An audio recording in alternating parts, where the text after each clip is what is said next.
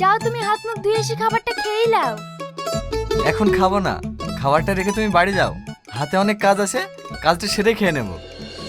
তাই বললে হয়? না খালি তোমার শরীরটা খারাপ হয়ে যাবে না? আরে আর বিয়ের কথা বললে বলে কিনা আমার ছেলেদেরকে সহ্য হয় না। মা ছাড়ো বৌমা, যা হয়েছে হয়েছে। হ্যাঁ যাক, হ্যাঁ লাতে যাওয়ার টুক তো আমাদের বেশ সুন্দর। কি করো তুমি? মাঠে সারের দোকান আছে মামা, মাঠে ধরে বড় সারের দোকান। ও, তাহলে তুমি এই ছেলেটাকে বিয়ে করতে চাও নাকি? হ্যাঁ মামা। তাহলে কাল কি বলো না দেখি বিপরীতে। না না, এভাবে হয় নাকি? ও দুদিন আমাদের বাড়িতে থাকুক, আগে ভালো করে দেখি, তারপর না হয় ভাবনা চিন্তা করা যাবে। না না, ওর কাজ আছে খুব। এদালে মা, তোমার সাথে আমি টাকা চাইছি। তাহলেও তোর ব্যবসার জিনিস, পয়সা দিতে হবে না? না দিতে হবে না, সারাদিন রোদে রোদে ঘুরছে একটা ডাব খাওয়ানো, তার আবার পয়সা। ও টাকা দিতে হবে না, তোমার কাছে রাখো।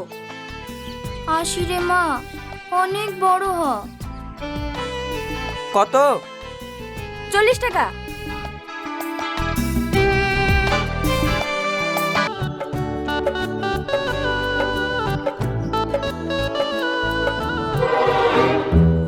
কি ভাই, ছেলে মুখে টেপ মারছেন কেন? ও কথা পরে শুনেন, আপনার আমার বাড়ি ঘর দেখে এসছেন? হ্যাঁ দেখি এসছি। ছেলের সাথে কথাবার্তা বললেন? ছেলে নিশ্চয় বুবা না? না না, বুবা কেন হইতে যাবে? ব্যাস, তাহলে এবার মেয়েকে ডাকেন, আমাদের পছন্দ হলে এক।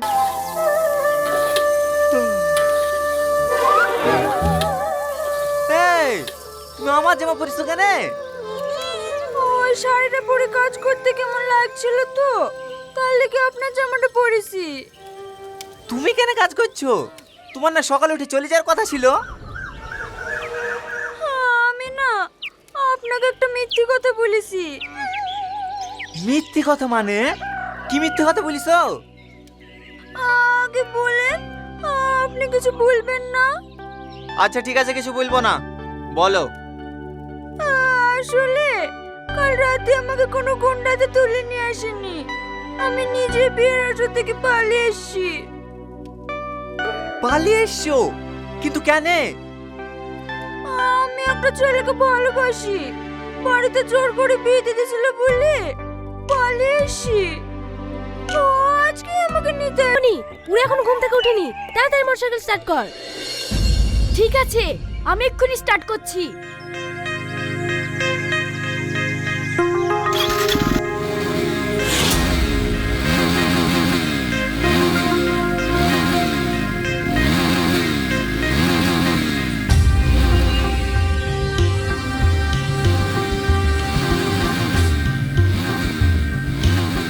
এই শ্রাবণী, মুড়ে আরো জোরে দে, জোরে দে।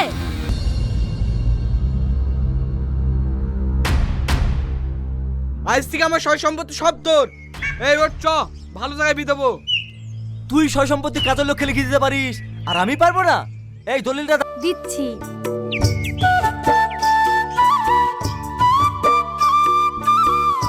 এই নাও। হেই পাগলা, তুই এইভাবে প্রতিদিন ফিতে ফিতে রস খেয়ে চলে আসিস কেন রে? এই ওইভাবে কেউ বলে? টাকা তো সবার সাথেই লি, ও নয়তো এক গ্লাস ফ্রিতেই খাক। সেই দিন ওর মার খেয়ে আমার সন্দেহ হয়েছিল কর্তা। ও যেভাবে মারছিল, ও নিশ্চয় কোথাও মার্ডার করি এই কাপে পাগল সেজে আছে।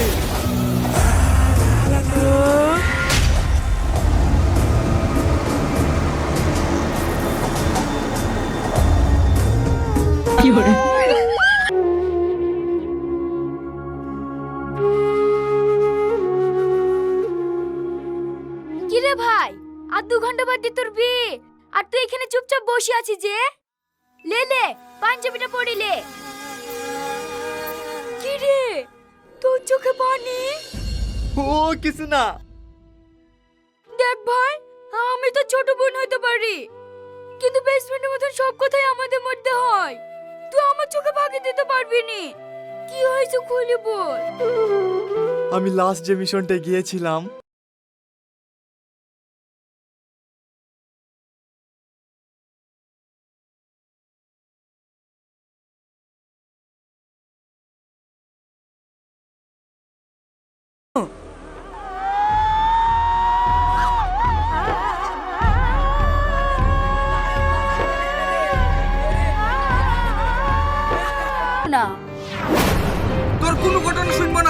যার জন্য আমাদের সবাইকে ত্যাগ করে গেছি তুই তা খেলেই থাকগা।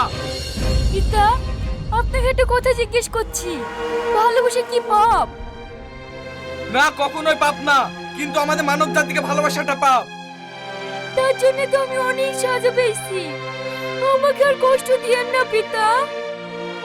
তুই আমার মেয়ে, তোকে আর কখনোই কষ্ট দেবো না, কিন্তু ওই মানব জাতিকে চুপ চুপ বন্দি করে রাখবো।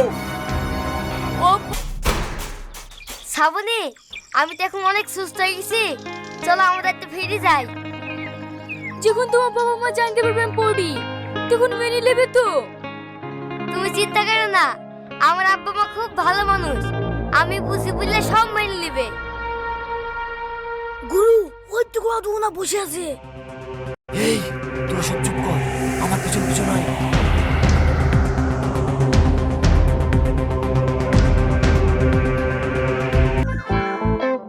কি গো, বেলা কম হলো, ঘাটে জাগ ডোবাতে যাবা না? তুমি তো জানো আমার বিশাল জ্বর, আমি ঘাটে জাগ ডোবাতে যেতে পারবো না। জ্বর এসছে না, কাজে যাবা না বলে বাহানা করছো? বাহানা কেন করবো? তুমি গায়ে হাত দিয়ে দেখো কত জ্বর এসছে। আমি ওসব কিছু জানিনি, ঘাটে জাগ ডোবাতে যাবা কিনা তাই বলো। আজকে আর যাবো না, কালকে যাবো। তুই যাবি না, তোর বাপ যাবে। চল শিগগিরই। আব্বা মা, তোমরা আমাকে বাঁচাও। তোরা কাজই করে মর, তাতে আমার কি? এই, ও ঠিকই বলেছে, আমাদের শুধু শুধু কাজই করা হয়েছে, তুই আমাকে ছেড়ে দে। সত্যি আমাদের কাজই করা ভুল হয়েছে, আসল নষ্ট করতে বাট খারাপ। চলো বোন, ওদের দুজনকে ধরে নিয়ে আসে কি।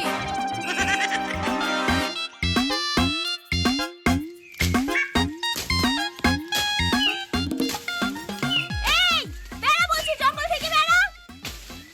এই ভালোভাবে বলছে বেরা, ধরতে পারলে না তুই বাপ বেটাকে চাবি খেয়ে নেবো। ও ভাবি, বুনে বুনে কি খুশি বেড়াছো?